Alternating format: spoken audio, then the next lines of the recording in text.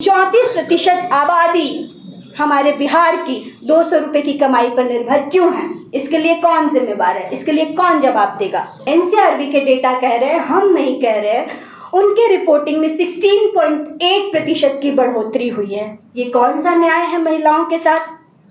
खासकर दलित महिलाओं की यदि हम बात करें तो उनके खिलाफ बलात्कार की घटनाओं में तो लगातार वृद्धि हुई है। आज महिलाओं की स्थिति है क्या? मिड डे मील वर्कर्स को 50 रुपये प्रतिदिन, वाह क्या हास्यास्पद बात है, क्या मजदूरी है। इसके लिए तो आपको गैलेंट्री अवार्ड देना चाहिए। महिलाओं को इस देश की सरकार न केवल मजबूर समझती है, न केवल उनकी मजदूरी, न केवल उनके अस्तित्व, न केवल उनके अधिकारों को नकारती है, बल्कि पूरी तरीके से उनके तमाम तरह के मानव अधिकारों से भी उनको वंचित करना चाह रही है।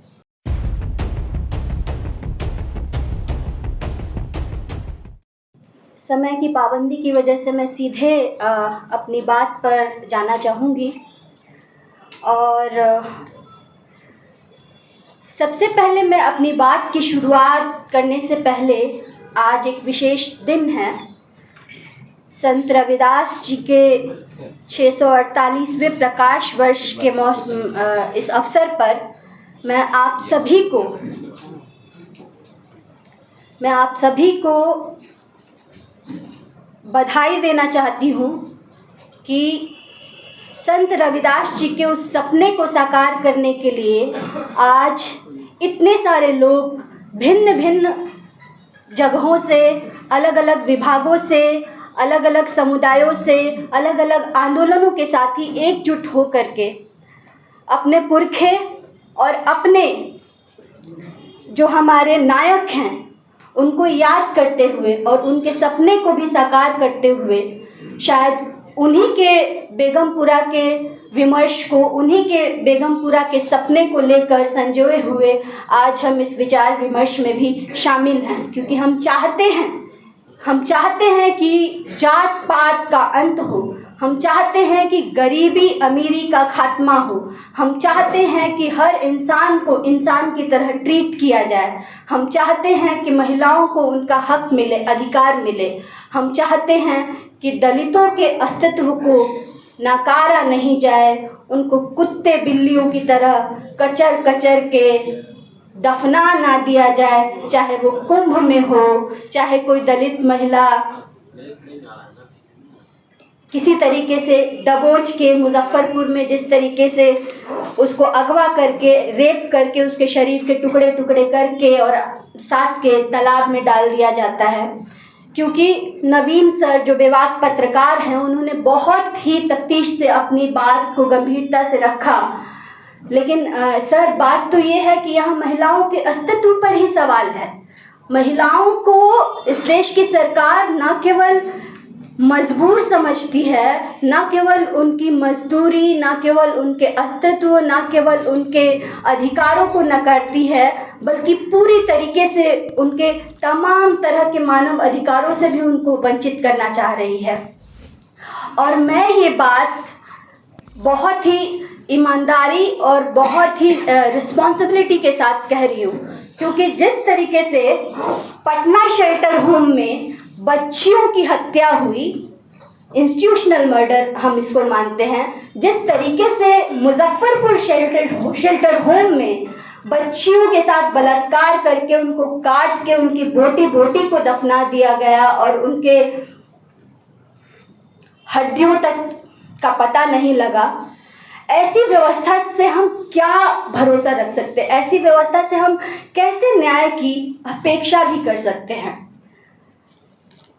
आज जो महिलाएं हैं, घरेलू कामगार महिलाएं हों, रेडी खोमचे पे काम करने वाली महिलाएं हों, खेतों में काम करने वाली महिलाएं हों, या फिर फिल्म इंडस्ट्री में काम करने वाली महिलाएं हों, यदि उनके श्रम का महत्व इस देश की सत्ता और सरकारें समझती तो शायद उनको अभी तक बराबरी का हक और बराबरी का मेहनताना मिलना चाहिए था।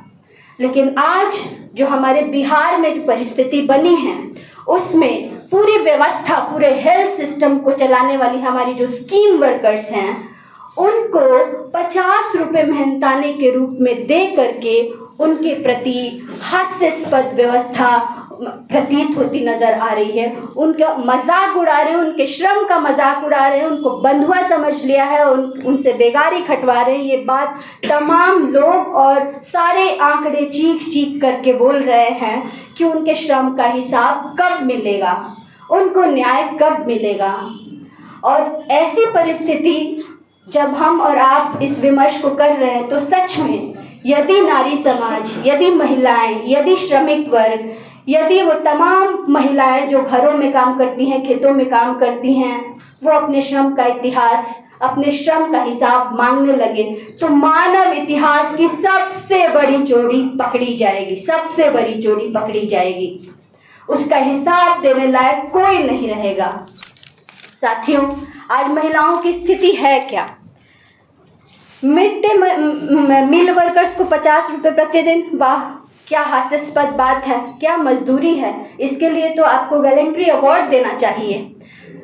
राज्य में 63% महिलाएं बिहार में जो है वो अनीमिया की पीड़ित है। और पता चल रहा है कि आयुष्मान भारत जो है, महान आयुष्मान भारत, पूरे देश में इसका कवर नेटवर्क जो है फैल चुका है। महिलाओं के खिलाफ अत्याचार के मामलों में एनसीआरबी के डेटा कह रहे हैं, हम नहीं कह रहे, उनके रिपोर्टिंग में 16.8% की बढ़ोतरी हुई है। ये कौन सा न्याय है महिलाओं के साथ? खासकर दलित महिलाओं की यदि हम बात करें तो उनके खिलाफ बलात्कार की घटनाओं में तो लगातार वृद्धि हुई है। इसके अलावा आप और हम यहाँ पर बैठे हुए हैं, लेकिन अभी पता चलेगा कि कोई किसी दलित महिला का रेप हो रहा होगा। 10 रेप की घटनाएं रिपोर्ट होती हैं हर दिन। एक दलित महिला जो है 10 रेप की घटनाएं आप सुनते होंगे, देखते होंगे, और इसमें से बहुत सारे जो आंकड़ों में नहीं सम्मिलित हो पाए उनका तो कोई खाका ही नहीं है, उनके बारे में तो क्या कहें। और हमारे देश के हुक्मरान जो हैं वो चेस्ट थम्पिंग मेजॉरिटी के साथ आए हैं और अपने आप को ही अपने ही मुँह मियाँ मिट्ठू बन रहे हैं। कह रहे हैं कि सब कुछ चंगा सी, चाहे वो दिल्ली में किसान धरने पर हों, सारे बॉर्डर को घेर कर रखे हों, चाहे वो बेरोजगार बीपीएससी के छात्र बीपीएससी के समक्ष अपना धरना प्रदर्शन कर रहे हों, चाहे वो यूपी में तमाम तरह के रोजगार अपने धरने पर हों, किसी के प्रति कोई सुनवाई नहीं है। सब झूठा है। सिर्फ और सिर्फ हमारी सत्ता और हमारे मीडिया चैनल्स जो हैं वो सबसे सच्चे हैं, उनके सामने कोई सवाल जो है उठा नहीं सकता है। लेकिन हमारे जो आंकड़े हैं जो हमारे साथियों ने कदम कदम ताल करके पूरे बिहार भर में जा करके जो जुटाया है, दिन रात एक करके लोगों के बीच रह के पैदल यात्राएं करके उनसे जो खाके मिले हैं, या फिर जो इकोनॉमिक सर्वे के रिपोर्ट हैं, वो कहते हैं कि भाई हमारी जो धरती है बिहार, लोकतंत्र की जो जननी है, उस लोकतंत्र की जननी में लोकतांत्रिक अधिकारों से तो वंचित ही हैं, बल्कि उनके खाने के अधिकार से भी आप उनको वंचित कर रहे हैं, उनके शिक्षा के अधिकार से वंचित कर रहे हैं, उनके स्वास्थ्य के अधिकार से वंचित कर रहे हैं आप। और नहीं, ऐसा नहीं होता तो आप बताएं कि 34% आबादी हमारे बिहार की 200 रुपये की कमाई पर निर्भर क्यों है? इसके लिए कौन जिम्मेवार है? इसके लिए कौन जवाब देगा? 13 करोड़ की आबादी वाले इस देश में, 13 करोड़ की आबादी वाले इस बिहार में कौन नहीं कहेगा कि इसको विशेष राज्य का दर्जा दिया जाना चाहिए? और ये कितनी लंबी लड़ाई है और इसको कितने लंबे समय तक लड़ना पड़ेगा, इसके लिए भी हमारी बिहार की और सेंटर की दोनों डबल इंजन सरकारों को जवाब देना होगा। आने वाले समय में उनसे हमको जवाब छीन के लेना होगा। न्यायिक विलंब की बात, 3.4 लाख मामले जो हैं अभी भी कोर्ट्स में लंबित हैं और कुछ मामले तो 10-10, 20-20 साल तक लंबित हैं। तो हमारी न्याय व्यवस्था, चाहे वो रेप की घटनाएं हों, चाहे वो पीड़िता की घटनाएं हों, चाहे वो नरसंहार की घटनाएं हों, उनके लिए मरते दम तक और मरने के बाद भी न्याय की कल्पना हम नहीं कर सकते। हम ऐसे समाज में जी रहे हैं। बिहार जो है हमारा कृषि प्रधान देश है और सारे के सारे कल कारखाने तो बंद हो ही चुके हैं, लेकिन 77% आबादी जो कि कृषि पर निर्भर है, यहाँ की उत्पादकता जो राष्ट्रीय औसत है उसके 40% से भी कम है और यहाँ और आप नहीं, नीति आयोग का रिपोर्ट कह रहा है। इसके लिए जवाबदेह कौन है, इसके लिए जिम्मेदार कौन है, इसका हिसाब भी हम लोग को लेना पड़ेगा। लड़कियों की साक्षरता दर अभी तक 60% क्यों है, इसके लिए जवाबदेही कौन देगा, इसके लिए हमको जवाब मांगना पड़ेगा। बिहार में 16% युवा बेरोजगार हैं और हम कह रहे हैं कि वाह, बिहार में तो बाहर है, नीतीश कुमार है। तो ये कुमार जी बताएं कि बिहार में 16% जो बेरोजगार है युवा, उनके प्रति आपकी क्या सहानुभूति है। ड्रॉप आउट रेट हमारे क्यों बढ़े, उच्च शिक्षा संस्थानों में तो बात बहुत ही बदतर हो चुकी है, लेकिन 1 से 8वीं क्लास तक जाते जाते 40% जो बच्चे हैं वो उनका ड्रॉप आउट हो जाता है। और क्योंकि हम विश्वविद्यालय में पढ़ते और पढ़ाते हैं और न्यू ड्राफ्ट रेगुलेशन आया है हाल ही में, जो कि चीख चीख कर बता रहा है कि देखो, हम जो हैं 10 साल और 20 साल पहले चोरी छुपे तरीके से हम कह रहे थे कि न्यू लिबरल पॉलिसीज लागू करेंगे, अब तो पूरी तरीके से शिक्षा को हमने बाजार के हवाले कर दिया है। अब क्या करना है कर लो, सामने से करेंगे, खुल के करेंगे और तुम देखते रहना। ये साथियों ललकार है इस देश की सरकार का, हमारे प्रति ललकार है कि आप करके दिखाओ, हम तो यही करेंगे और खुलेआम करेंगे। साथियों, प्रोफेसर ऑफ प्रैक्टिस, इसके अंतर्गत कोई भी वाइस चांसलर जो है वो PhD किए हुए और बहुत सारे शोध पत्र किए हुए और बहुत सारी किताबें लिखने वाले लोग वाइस चांसलर नहीं बनेंगे। कोई फिल्म इंडस्ट्री से, कोई म्यूज़िक इंडस्ट्री से, कोई कारखाना मालिक, कोई कमर्शियल मालिक सीधे वाइस चांसलर के रूप में अपॉइंट हो सकता है। और शायद इसकी ज़रूरत क्यों पड़ी कि थोड़े बहुत पढ़े लिखे लोग जो शोध वोध करते थे और उनको अच्छे से बिजनेस नहीं करना आता होगा शिक्षा के क्षेत्र में, उस शिक्षा को कैसे बदनाम किया जाए, कैसे बदहाल किया जाए और कैसे अंततः उसको बदनाम करके, बदहाल करके बेच दिया जाए, उसकी पूरी की पूरी तैयारी है।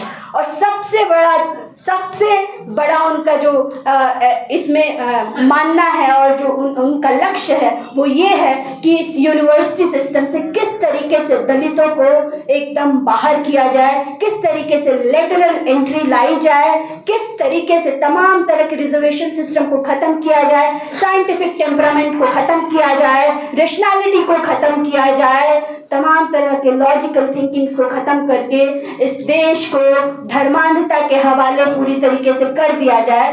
इस निज़ाम के खिलाफ साथियों हम लोग को खड़े होने की ज़रूरत है और सामाजिक न्याय के तमाम तरह के संघर्षों के साथियों को, जब हम लोगों के ऊपर चौतरफा हमला जारी है, तो हम लोगों की लड़ाई, हम लोगों की आज़ादी बराबरी की लड़ाई भी संगठित होनी पड़ेगी। और इसलिए 2 मार्च को होने वाले पटना के गांधी मैदान में जो महाजुटान होने जा रहा है, उसमें तमाम तरह के संगठनों, तमाम तरह के अमन चैन पसंद, लोकतंत्र पसंद लोगों से अपील है कि आए और इस लड़ाई को मजबूती प्रदान करें। Thank you.